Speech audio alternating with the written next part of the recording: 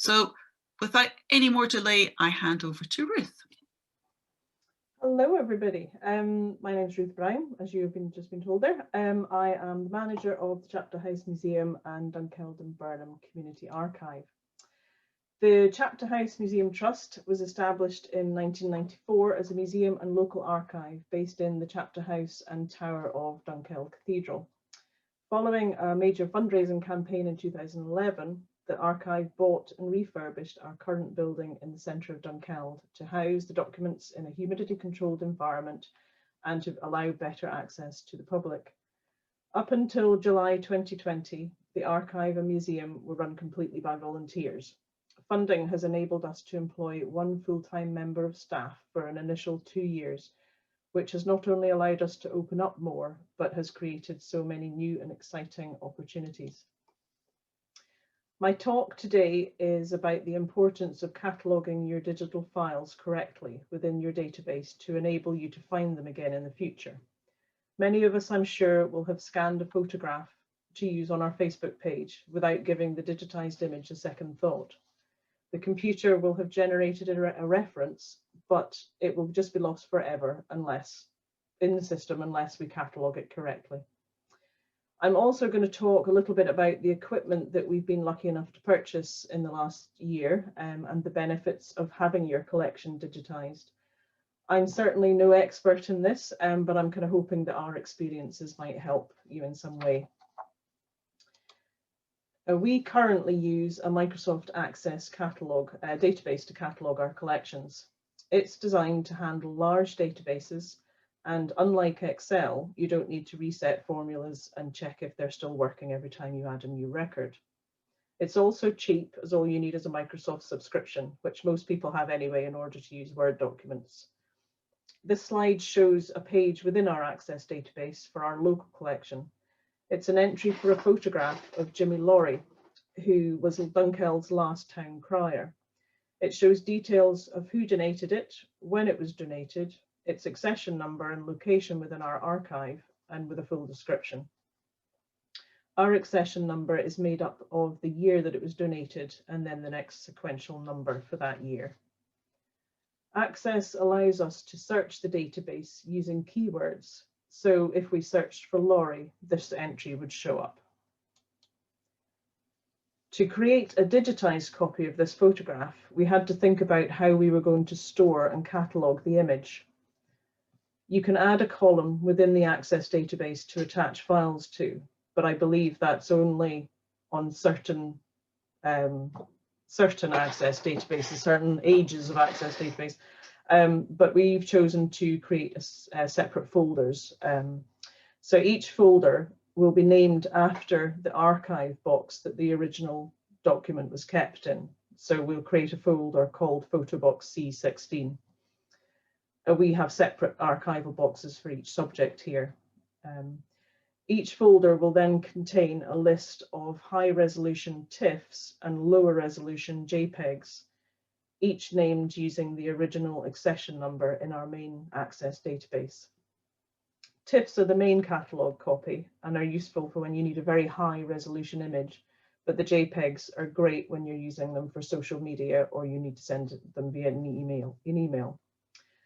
It's important that when we create the digital copies, we cross-reference them with their entry on the Access database in order to be able to find them easily. We will continue to use our Access database to search for items, but all the items with a digital copy will be identified by a new column, just there on the right-hand side, telling us whether or not it's been digitized. This particular system might not allow you to have an online searchable database, but there are many benefits for having digital images, which I'll talk about later. One of our most important collections is that of the Scottish Horse, a regiment which was raised during the Boer War and whose commanding officer was the 8th Duke of Atholl. When we were thinking about digitising the Scottish Horse collection, we looked at alternatives to our Access database, as we would have liked the option of making it available online. But we discovered that most solutions designed for archives are very expensive to buy and also have large annual support fees, which was something we just couldn't afford on our own. Because we were thinking specifically about digitising our regimental collection, we approached the Army Museum's Ogilvy Trust to ask about possible funding. They are a charity who support regimental archives and museums specifically. It transpired that they already had secured a huge amount of funding for just this sort of project, and we were going to be contacted anyway because they were aware of the collection that we had. The project itself has now successfully digitised around 120 collections.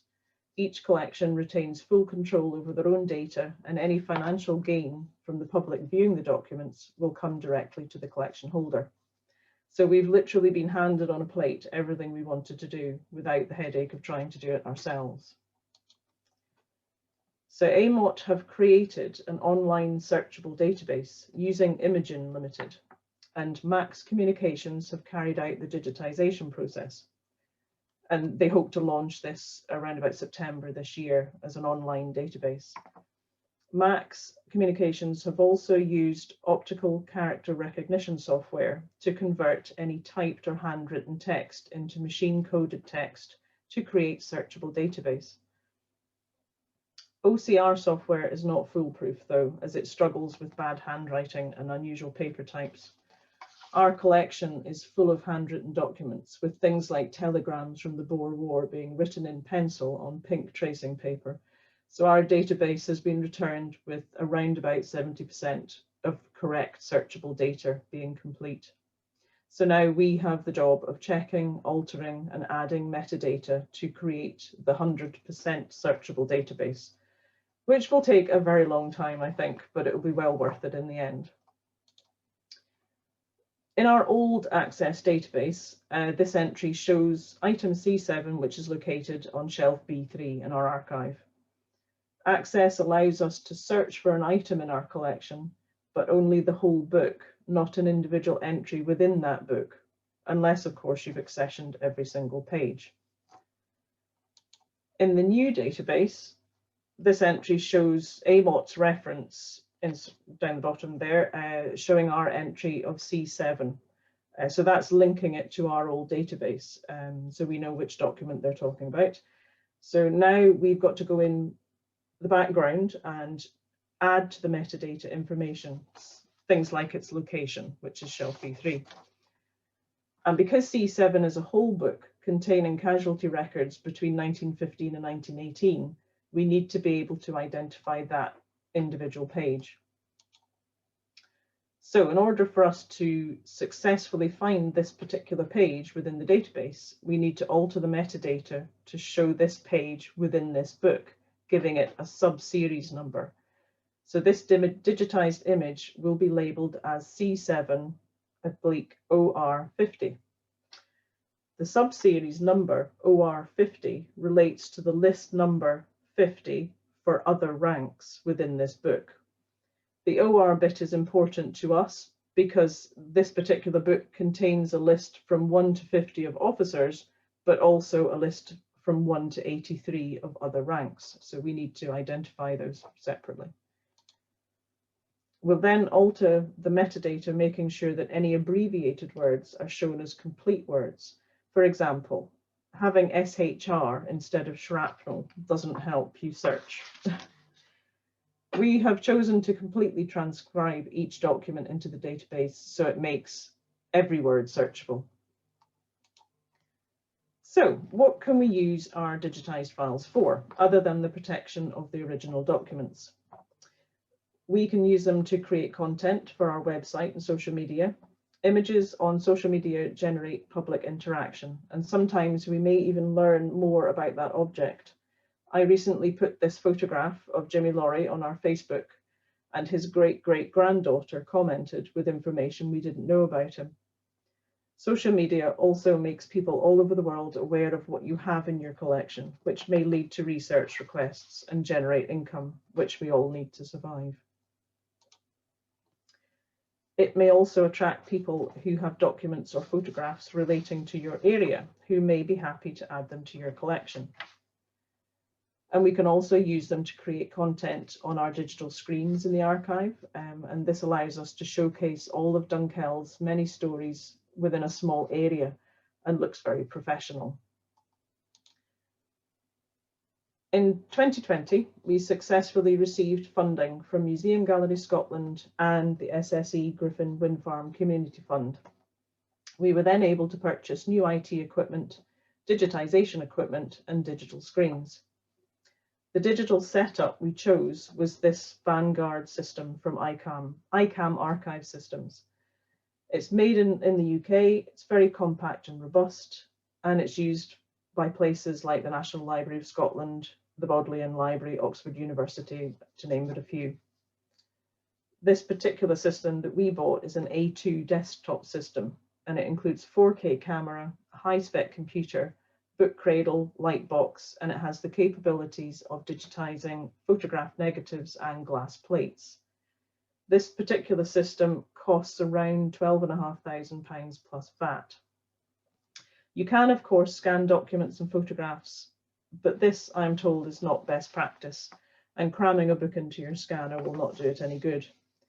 And you can also buy setups that hold mobile phones above the object in order for you to take the photograph. But this particular system that we bought allows us to take the best image with the least risk to the document. To put this into perspective, our Scottish horse collection, which is around 56,500 documents and photographs, cost AMOT around £15,000. But this was part of a huge project, and I think it's £4 or £5 million project. So I think if somebody was to do this as an individual, it would cost significantly more. And our local collection itself is probably 3 times the size of our Scottish horse collection. So it would have taken a lot more money in the long run to have this digitised.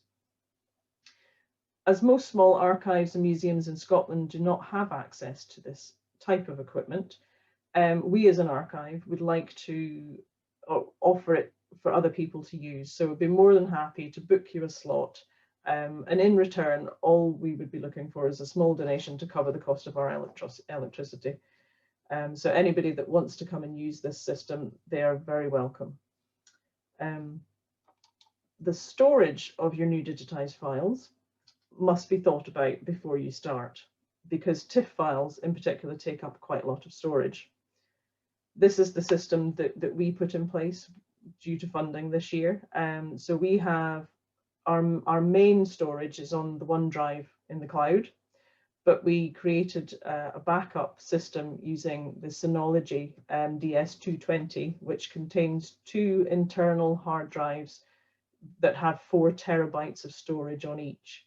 And each of these internal drives works independently and checks for data corruption and fixes problems. And as an added level of backup, we use an external hard drive as well, which I then take home each night. So I would like to thank our funders, a huge thank you to them, because without their support this year, we would never have achieved what we have. SSE Griffin Wind Farm funded us for 3 digital screens, our website build costs and some new furniture for the archive. Museum Galleries Scotland, all the new IT equipment and the digitisation equipment, and of course the PPE, which we need to reopen. They also have funded setup costs for a shop, so that will generate income for us, which will be great. And we outsourced the digitisation of our sensors and OPR microfilms because the machine that we have can't quite do that kind of thing. And we also had funding from the Basil Death Trust to house our Scottish horse collection better. The picture that you saw earlier, you'll see all the nice new boxes that we got to put the archive in, so they're a lot safer now. And of course the Army Museums Ogilvy Trust, because they're the people who are funding for me to be here for a couple of years to oversee this project and open up the archive more. So I've just added a couple of contacts at the end here, including myself up in the corner there for the archive. So please do get in touch if you would like to come and use the digitisation equipment, or if you have any other questions about how we do things here. That's back to you now, Audrey, please. Yes, no, thank you very much. Lots and lots of information there. And as I say, we are recording it, so people will be able to click on those links in the recording. I am sorry about the chat room, but I think we're okay with this Q&A. I have got a question, Ruth, for you from Gloria Edwards. And here, I'm going to read it off. When you set off on the digitisation project, did you have someone with digitisation knowledge, or did you need professional training sessions for the volunteer? Oh, not finished yet, sorry. I'm going to say, I want to know also how many volunteers were involved in the project, and do you have someone employed to do this now, which I think the answer is yes, or is it still done by volunteers? Yeah. Well, the Scottish horse collection is obviously different, separate to our local collection. So when we started looking at digitising the Scottish horse collection and we approached AMOT, they agreed through lots of talking that originally I was going to ask to actually digitise in-house, that would then create that job for me to be here full-time so I could open the archive up full-time. But because it's such a big undertaking, it's a huge job, they decided to fund me to manage the archive so I could open it up, but then I would also oversee the project. And so they have created this this platform that we're now going in and creating the metadata in, and they gave us training for that, or they gave me training for that, so I can then train our volunteers. But we don't have very many volunteers here, and so they tend to be dealing with speaking to the public, and I'm working away in the background doing the cataloguing of the transcribing of the documents. So yes, so we did receive some funding from the people who set the platform up, but the local stuff, that's just basically, we've had the Access database here for years, I suppose. So us digitising and just creating folders is just something we knew how to do, I suppose. It's a simple way of doing it. But just as long as you can find that particular digitised copy of that particular file is all you're needing to do. So you can keep it really simple. You don't need anything fancy, I don't suppose. Although the AMOT one allows you to have it online, which the Access doesn't allow you to have it online. Does yes, does that answer the question? I think it does, actually. I mean, just to let people know that I will send you a recording of today's session, and I'll also be sending out a feedback sheet. But Ruth will give her email address. So if you do have any questions, Ruth will be able to answer them. And also, if anyone wants to take Ruth up on the offer of using the equipment, which is very kind of you, Ruth, just a small sort of donation, I suppose, towards the cost of running the actual equipment, but that would be it's a fantastic offer. Thank you.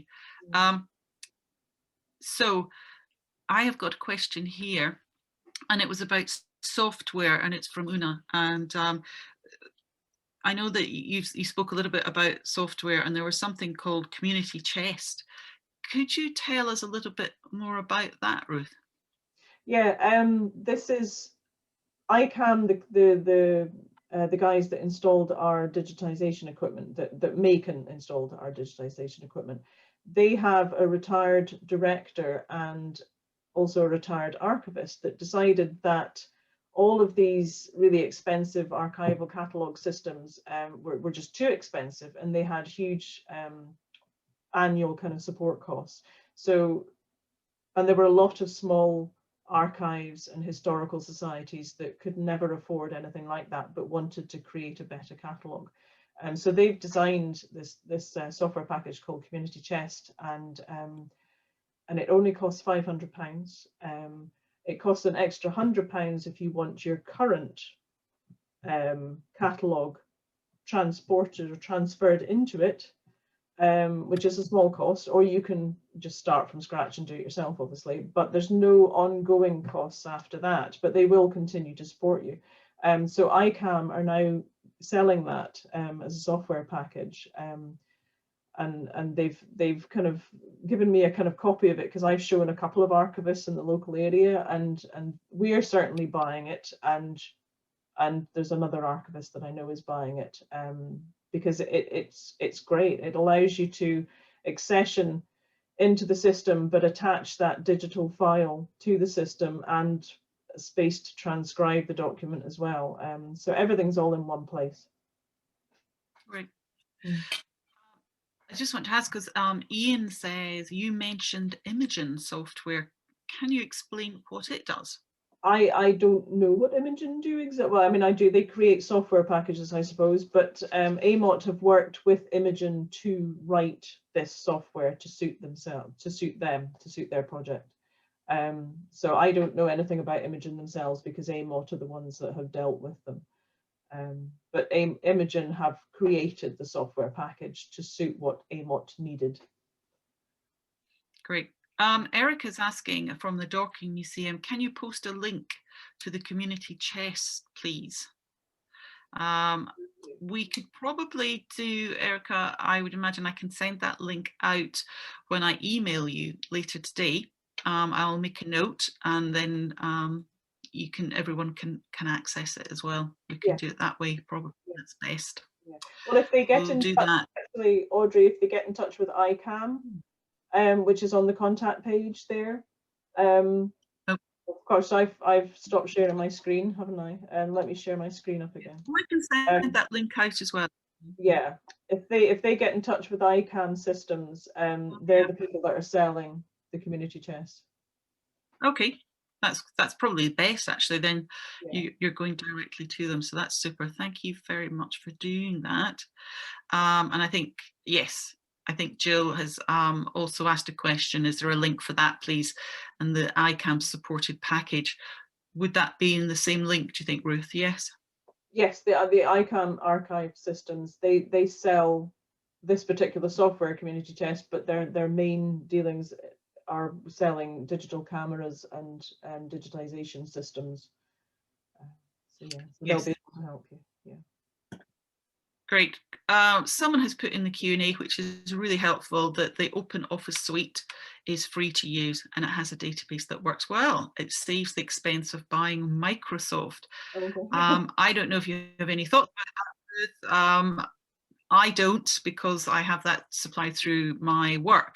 Do you have any thoughts, any comment? Or when I started volunteering here about 8 years ago, Access and Microsoft were already in place. That's what they'd set up from the start. So when the archive started in 1994, I think that was all set up. Or certainly when we moved here in 2013, it was the database that they were using. So it was already here. That's what we've always used. I have a question here. Are there any standards or principles for digitizing? I would think there probably would be. I'm not sure if I think the what is it now? The National Archive, I think they have a lot of information about digitizing and cataloguing, certainly on their website. Yeah. Yes, I might just add there that the recordings for all the other webinars that we've done in this series, each of the speakers will have talked about standards and best practice, and they all contain links, and I would highly recommend looking and listening to the recordings. Probably as well going to the TNA website, the National Archives website. They have lots and lots of information about standards as well. So that would be my first thought, was to go there, but definitely listen to the recordings of the other webinars. I think you'll pick up a lot of information around standards. So carrying on, I'm just having a look, because I've got a couple of questions I've got that have been sent earlier. You talked about funders, and you've obviously been incredibly successful around that, Ruth. Just can you help or give us some advice about how you go about putting in a funding application? Is there any reason why you've been successful? Do you have a sort of people in the trustees perhaps that have got a fundraising background or anything like that? Yes, we have a gentleman called Mike Taylor. He used to work for Perth Museum and Museum Galleries Scotland, and he's an independent advisor, but he's one of our trustees. Well, not one of our trustees, but he's an advisor to the trustees. So he attends our trustees meetings, and yeah, we kind of knew what we wanted to do, and I do believe that the COVID pandemic has brought to light the kind of need for digitization. So our plans kind of fitted with the funding that was available. But he certainly helped with the wording, because the wording has a huge amount to do with your funding being successful, your funding applications being successful. So he helped a lot with that. But I think just making sure you do your research and you get lots of different quotations and look at all the different ideas and have good reasons behind backing up why you're asking for specific pieces of equipment. Yeah, yeah. But Mike's been a great help. Yeah. Yes. As well, I think as well, you sort of mentioned that you identified that you have got this regimental part of the archive. Yes, yeah, yeah. Funding for that maybe other people might have collections in their collections. They might have objects that relate to something that's a specialty, and they could find funding that way.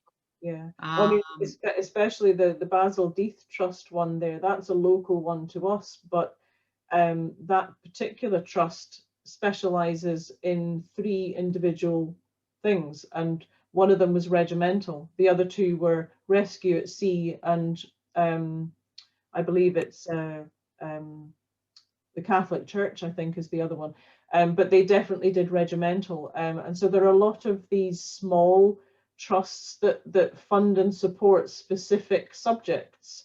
So it's worth having a look on the internet to find these, certainly. And the SSE Griffin one, again, is a local community fund to us, big wind farm complex up near Aberfeldy, and they're a great support to us. They supported us in the renovation of this building years ago, and they were happy to continue to support us, and they will continue to support us in the future. And of course, Museum Galleries Scotland have been absolutely brilliant. But there are specific ones for specific subjects definitely out there, and AMOC being one of them. We're lucky to have that regimental collection, because they've helped the whole archive and not just the regimental part.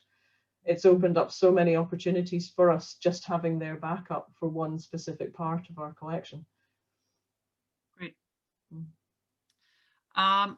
Just this is a practical, I'm going off here. Someone has asked, are some materials tricky to digitize? Have you got any sort of experience in that, things that maybe you find difficult and you find a solution around it? Yeah, I mean, we're certainly very new to it. Our system literally was installed 3 weeks ago, so we've not had time to play with it too much, I suppose. But no, I can imagine that. I mean, you have to go through a process when you set the project up on the system, so you can fiddle about with if you've got odd paper types or it's very faint, right? For instance, like those telegrams from the Boer War that we've got, they're on pink tracing paper written in pencil, and they're obviously well over 100 years old and fading slightly. You would have to fiddle with the setup of the machine to get that image to come out correct, but it has the capabilities to do that, to manipulate it so you can get the best picture. And it also, you can click and click and click to your heart's content until you're happy with it before it'll actually save it into your system. So you can keep overriding that reference number sort of thing within the system until you're happy with that image. Yeah. So no, but the machine is great. It really is, and I'm sure we're going to come across problems, but Icam themselves are extremely helpful. They're in Scotland a good few times a year because they're in Edinburgh a lot, not a lot, but they're up here servicing machinery and things, and they're happy to just drop in and help you with anything. And you can just pick up the phone to them. They're great. They're nice, down to earth folk. Yep. Well, I'm not seeing any more questions coming through the Q&A. What I would say is there's quite a few people, Ruth, that are based in Scotland, so they might be taking you up on your offer of coming in to use the equipment. But also Icam obviously service the whole of the UK, so that's not a problem for many of the people listening today. So I'm just wanting to check I've not missed anyone out.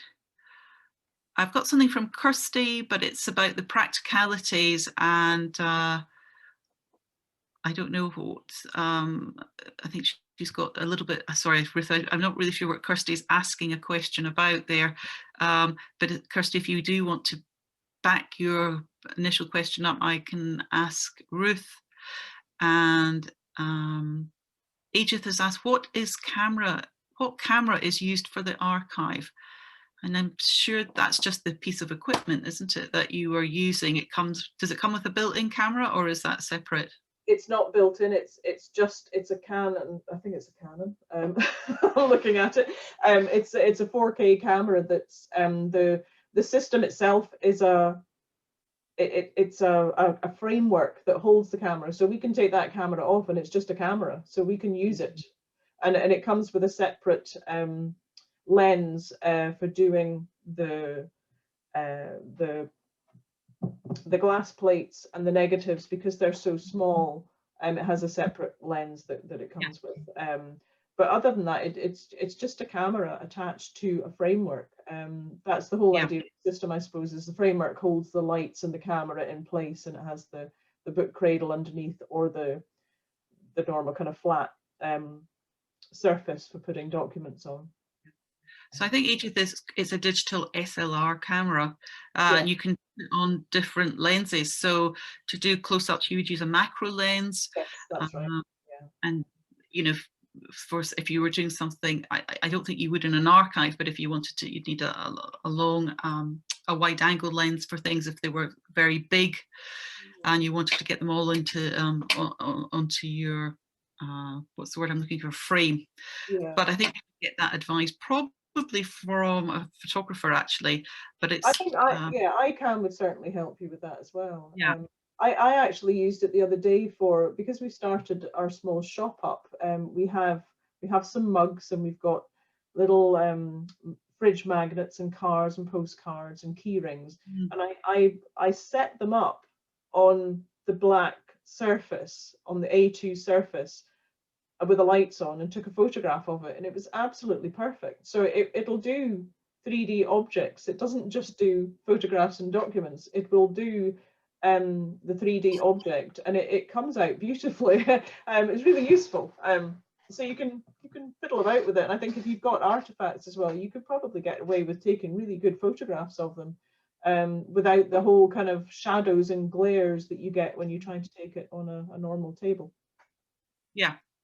No, that's very true. And I know that you mentioned Canon, and that's the type of camera I've got, is a Canon. Again, there's quite a few out there. Edith was asking if you have a preference, but I don't. It's what came with the system. Basically, it's what Icam uses. And I would just like to say as well, the reason that we went with Icam, AMOT themselves had done a fair bit of research into digitization equipment, and they'd chosen, somebody within their business had chosen 3 particular companies in Britain, researched them, and Icam came out on top. They're very good at what they do, and because they supply well-known places like the Bodleian and Oxford University and the Scottish Archives, those people are using them, so they've obviously done their research, so I think they're well worth dealing with, certainly. Okay, Ruth, I've got 2 more questions before we call it a day, before lunchtime is over, and it turns into something else. And because we've been talking about the cameras and everything. What about the storage? So this is through Erica, and she's talking about the storage on OneDrive. Did you set that up to be accessed by one email, which multiple people share that one email? Or do you have access with more email addresses? It's one email address, and it's only used in-house. We did have one of our volunteers who had access to it, but she used that particular email to access it. Again, that was set up a long time ago. Storage-wise, if I could just say about the Vanguard system itself, comes with quite a fancy computer with a very large storage base in it, but we kind of plan on using that for doing a project in, and then transferring it into our cloud storage once we've kind of so if you do a day's worth of kind of digitization, you can then transfer it over. It's not connected to our network in any way or form, so it's kind of protected from viruses that way. Nothing else is touching it, I suppose. Yeah, so it's got quite a lot of storage there already, but the OneCloud is a big amount of storage, and our new Synology kind of system is a huge amount of storage as well. It's a good setup that we were lucky enough to get the funding for from Museum Gallery Scotland to put in. That's great. So last question is from Jill, and it's any guidance on metadata best practice? Just be as much as possible, because you can fit in a lot of metadata in the background and nobody else sees it, and be as accurate as possible. And certainly what I was saying about putting in full words instead of abbreviated words, because I find that with the Access database that many years ago somebody's put an entry in and they've abbreviated something. So when you go to search for that, you're not going to find it. It's not the complete word, I suppose. So no, just be as much information as you can get in there. I would put it in, and I would put it in from the start. We thought about just pulling out keywords from documents, but I think by the time you've actually thought about what keywords would be useful, you probably could have just typed the whole thing without thinking about it. So we're just transcribing the whole document, and then we're covered completely for searching. That is great. So I just want to say thank you very much, Ruth, for your talk, your presentation. You've given us so much to think about, and I hope people are going to go out there and do something with this immediately. I think that's a question on our feedback form. If you do have any more questions, Ruth's email address will come out with the email I'll be sending you probably later today with this recording. Sorry we didn't have a chat room, because it's really good to be able to ask questions as well, but I'm afraid I can only answer questions, so I'm a bit reticent here, but hopefully I'm going to see lots of you next week for our next lunchtime webinar. But thanks again, Ruth, and we'll be seeing each other again very soon. Thank you very much, everyone. Bye. Bye.